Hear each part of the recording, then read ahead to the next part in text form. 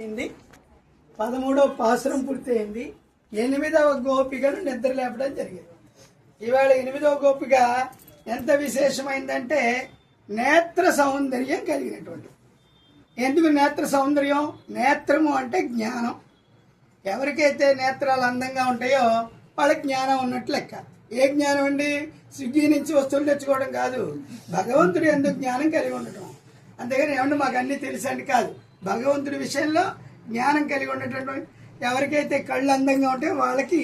అందుకని ఇవాళ గోపిక యొక్క నేత్ర సౌందర్యాన్ని అమ్మ చెప్తూ ఆవిడ యొక్క కళ్ళని లేడీ లాంటి కళ్ళని, లేడీ అంటే అడవుల్లో తిరిగేటువంటిది, ఆ కళ్ళతోనే స్త్రీల యొక్క కళ్ళని పోలిస్తారు. ఎందుకని?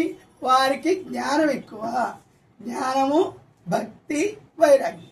జ్ఞానమేమో కళ్ళల్లో కనిపిస్తుంది, వక్షస్థలంలోనేమో భక్తి కనబడుతుంది, ఇక్కడ నడుము దగ్గర వైరాగ్యం కనబడుతుంది. అందుకని ఎవరికైతే నడుము సన్నగా ఉంటుందో వాళ్ళు భగవద్ విషయంలో ముందుంటారని మన పెద్దలు చెప్తూ ఉంటారు. అటువంటి నేత్ర సౌందర్యం కలిగినటువంటి గోపికను నిద్ర లేపటానికి మన గోపికలంతా వెళ్ళి ఇవాళ రాముణ్ణి కృష్ణుణ్ణి ఇద్దరిని కూడా కీర్తించారు. ఇందా మనం ఏమనుకున్నాం? పుల్లిని వాయ్ కీండానే పొల్ల అరక్కని అంటే కేవలం పక్షి రూపంలో ఆవేశపరిచిన బకాసురుడు అనేటువంటి వాడిని చంపాడట. ఆ తర్వాత కృష్ణ ఏం చేస్తే బాగుండదని రాముడిని కూడా, రాముడు భక్తులు ఉంటారుగా, రామాయణం చేశారు.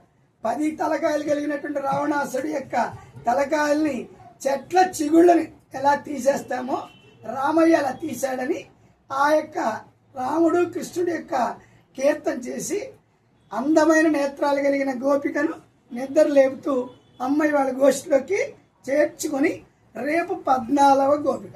14వ గోపిక అంటే పెరుమాళ్ళ యొక్క నేత్ర సౌందర్యం. పెరుమాళ్ళ యొక్క ప్రతి సౌందర్యం మాటల్లో చెప్పలేనాడు, కానీ పెరుమాళ్ళ యొక్క నేత్ర సౌందర్యాన్ని రేపు గోపిక యొక్క వైభవంలో చెప్తారనమాట. జై శ్రీమన్నారాయణ.